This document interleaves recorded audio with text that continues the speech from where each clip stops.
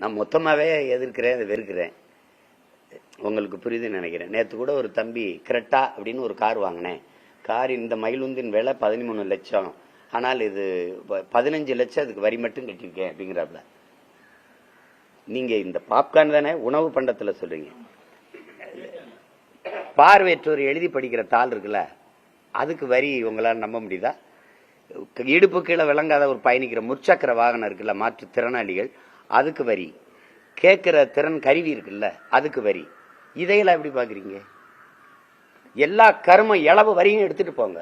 அந்த வரி வருவாய் இருக்குல்ல, என்னவா இந்த மக்களுக்கு திருப்பி வருதுன்னு ஒரே ஒரு தடவை சொல்லுங்க. அததான் நான் பல காலமா கேட்கிறேன். இந்த நாடை நீங்க எப்படி பாக்குறீங்க?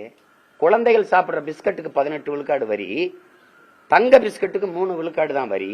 அந்த 3 விழுக்காடு வரியை விதிக்கலாமா வேணாமாங்கிற விவாதம் 3 நாள் நடந்ததுன்னா உங்க யாரால நம்ப முடியுதா? யாரால நம்ப முடியுதா? இப்ப யாருக்கான அதிகாரம் கட்டமைக்கப்பட்டிருக்குன்னு பாருங்க. பாப்கார்னையும் விட கொடுமையெல்லாம் இருக்குது.